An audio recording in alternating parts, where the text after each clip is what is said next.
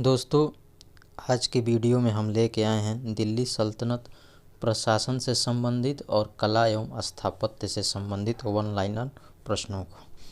तो आइए देखते हैं आज का हमारा पहला प्रश्न है, इतिहासकार बर्नी ने दिल्ली के सुल्तानों के अधीन भारत में शासन को वास्तव में इस्लामी नहीं माना क्योंकि। इतिहासकार बर्नी ने दिल्ली के सुल्तानों के अधीन भारत में शासन को वास्तव में इस्लामी नहीं माना क्योंकि अधिकतर आबादी इस्लाम का अनुसरण नहीं करती थी। इसलिए इतिहासकार बर्नी ने दिल्ली के सुल्तानों के अधीन भारत में शासन को वास्तव में इस्लामी नहीं माना। अगला प्रश्न, सल्तनत काल के अधिकांश अमीर एवं सुल्तान क्या थे? तो तुर्क वर्ग के थे। सल्तनत काल के अधिकांश अमीर एवं सुल्तान तुर्क वर्ग के थे। अगला प्रश्न, दिल्ली सल्तनत से संबंधित सत्य कथन है। दिल्ली सल्तनत के राजस्व प्रशासन में राजस्व वसूली के प्रभारी को आमिल कहा जाता था। इक्ता प्रणाली अरब की मौलिक प्रणाली थी। सल्तनत काल में सैन्य विभाग का प्रमुख दीवान-ए-आरिज कहलाता था। दिल्ली सल्तनत के राजस्व प्रशासन में राजस्व वसूली के प्रभारी को आमिल कहा जाता था। राजस्व वसूली के प्रभारी को आमिल कहा जाता था। इक्ता प्रणाली अरब की मौलिक प्रणाली थी।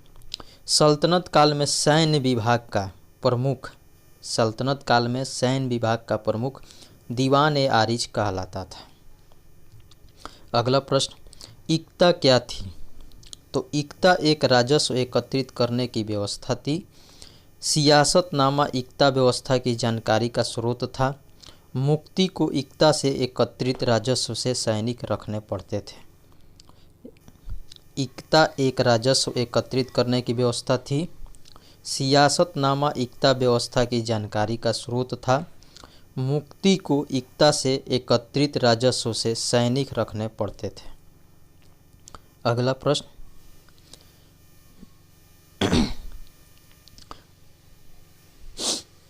मध्यकालीन भारत के संदर्भ में आकार की दृष्टि से सही आरोही अनुक्रम है।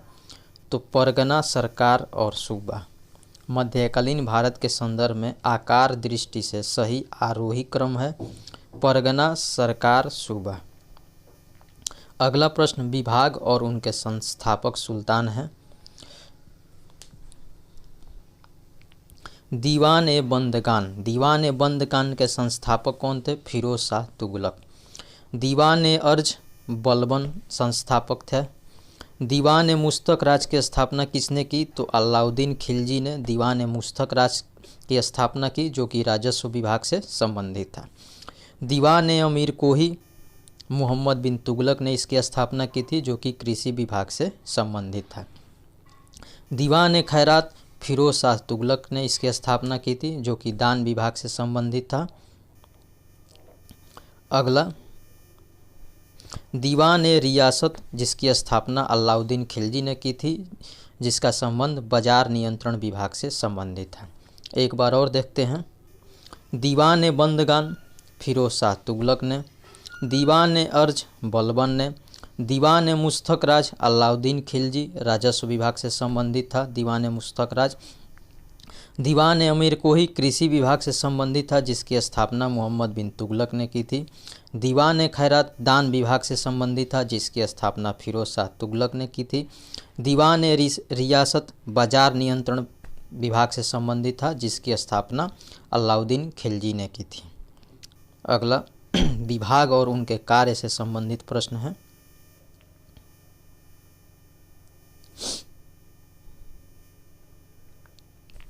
विभाग और उनके कार्य। दीवान-ए-अर्ज सेना विभाग से संबंधित था। दीवान-ए-रिसालत धार्मिक मुद्दों से संबंधित विदेश विभाग से संबंधित है। दीवान-ए-इंसा सरकारी पत्र व्यवहार से संबंधित है। दीवान-ए-वजारत वित्तीय मामलात से संबंधित है। एक बार और, विभाग और उनके कार्य। दीवान-ए-अर्ज सेना विभाग से संबंधित है। दीवान-ए-रिसालत धार्मिक मुद्दों से संबंधित विदेश विभाग से संबंधित है। दीवाने इंसा सरकारी पत्र व्यवहार से संबंधित है। दीवाने वजारत वित्तीय मामलात से संबंधित है। अगला प्रश्न,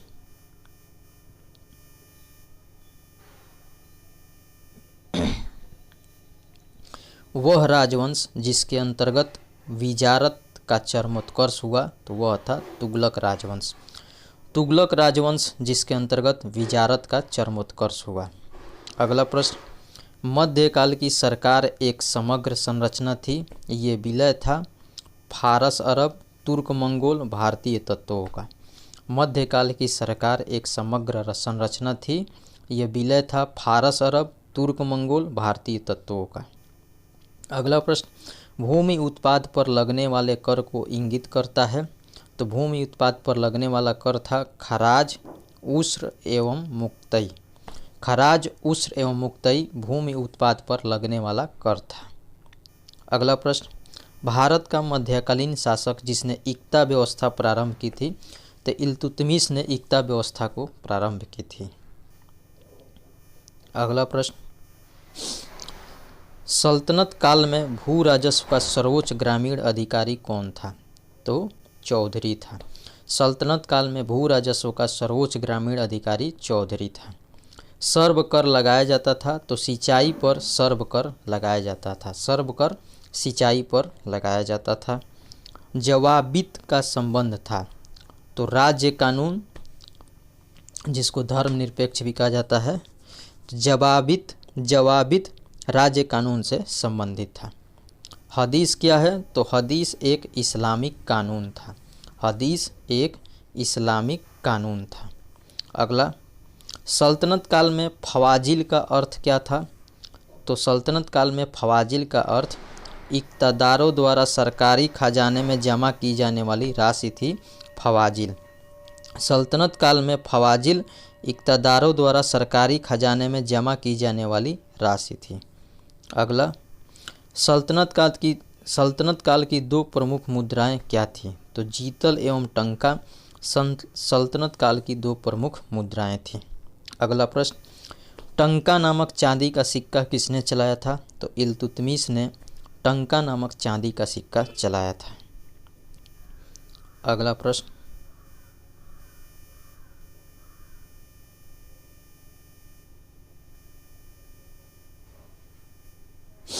सल्तनत काल के सिक्के टंका ससगनी एवं जीतल थे। तो क्रमशः चांदी तथा तांबा के सल्तनत काल के सिक्के टंका ससगनी एवं जीतल थे। अगला प्रश्न, बगदाद के अंतिम खलीफा का नाम सर्वप्रथम अंकित हुआ। तो अलाउद्दीन मसूद शाह के सिक्कों पर बगदाद के अंतिम खलीफा का नाम सर्वप्रथम अंकित हुआ था। अगला प्रश्न, दिल्ली सल्तनत कला एवं स्थापत्य से संबंधित है। भारत में कागज का प्रयोग प्रारंभ हुआ। तो 12वीं शताब्दी से भारत में कागज का प्रयोग प्रारंभ हुआ था। अलाई दरवाज़ा का निर्माण किसने कराया? तो अलाउद्दीन खिलजी ने अलाई दरवाज़ा का निर्माण करवाया था। अगला प्रश्न, घोड़े के नाल के आकार की मेहराब सर्वप्रथम प्रयोग में लाई गई थी। तो अलाई दरवाज़ा में जो कि अलाउद्दीन खिलजी द्वारा निर्माण करवाया गया था, इसमें घोड़े के नाल के आकार की मेहराब सर्वप्रथम प्रयोग की गई थी। अगला प्रश्न, कुतुबुद्दीन ऐबक, इल्तुतमिश, अलाउद्दीन खिलजी तथा फिरोज शाह तुगलक में से वह जिसने कुतुब मीनार के निर्माण में योगदान नहीं दिया तो वह था अलाउद्दीन खिलजी। अलाउद्दीन खिलजी कुतुब मीनार के निर्माण में योगदान नहीं दिया, जबकि कुतुबुद्दीन ऐबक, इल्तुतमिश, फिरोज शाह कुतुब मीनार के निर्माण में योगदान दिए थे। अगला प्रश्न, वह सुल्तान जिसने कुतुब मीनार की 5वीं मंजिल का निर्माण कराया तो वह था फिरोज शाह तुगलक। फिरोज शाह तुगलक ने कुतुब मीनार की 5वीं मंजिल का निर्माण कराया था। अगला प्रश्न, भारत में प्रथम मकबरा जो शुद्ध इस्लामी शैली में निर्मित हुआ था तो वह था बलबन का मकबरा।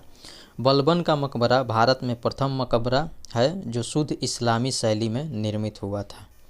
अगला प्रश्न, प्रथम वास्तविक मेहराब जिस सल्तनत कालीन स्मारक से दृश्यातीत है वह है बलबन के मकबरे में।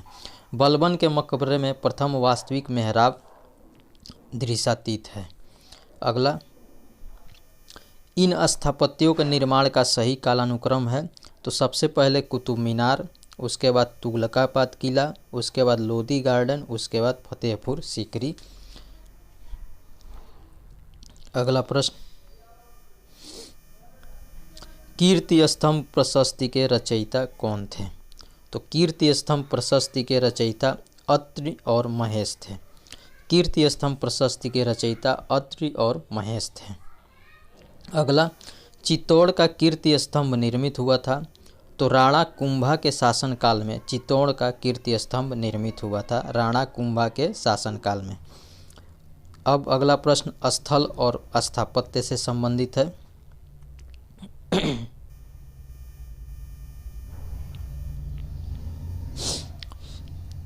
कुबतुल इस्लाम कहाँ स्थित है? दिल्ली में है। अटाला मस्जिद कहाँ स्थित है? जौनपुर में स्थित है। जहाज महल कहाँ स्थित है? मालवा में। जामा मस्जिद कहाँ है? गुलबर्गा में। एक बार और, कुबतुल इस्लाम मस्जिद दिल्ली में है, अटाला मस्जिद जौनपुर में है, जहाज महल मालवा में है, जामा मस्जिद गुलबर्गा में है। अगला प्रश्न, वास्तुशैली और उनसे संबंध राजवंश है और इस वीडियो का ये आखिरी प्रश्न है। मेहराब की निचली सतह पर कमल कली की झालर किस राजवंश से संबंधित है? खिलजी राजवंश से संबंधित है। अष्टभुजीय मकबरों का उदय तुगलक राजवंश से संबंधित है। स्तंभों में बोदिगोई का प्रयोग विजयनगर राजवंश से संबंधित है। झुकी हुई दीवारों के साथ विशाल मुख्य द्वार सरकी राजवंश से संबंधित है। एक बार और देखते हैं। मेहराब की निचली सतह पर कमल कली की झालर खिलजी राजवंश से संबंधित है। अष्टभुजीय मकबरों का उदय तुगलक वंश से संबंधित है। स्तंभों में बोदिगोई का प्रयोग विजयनगर राजवंश से संबंधित है। झुकी हुई दीवारों के साथ विशाल मुख्य द्वार सरकी राजवंश से संबंधित है। तो ये था हमारा आज का वीडियो को लाइक करें, शेयर करें और हमारे चैनल को सब्सक्राइब करें। वीडियो कैसा लगा आप हमारे कमेंट बॉक्स में ज़रूर बताइएगा। जय हिंद, नमस्कार।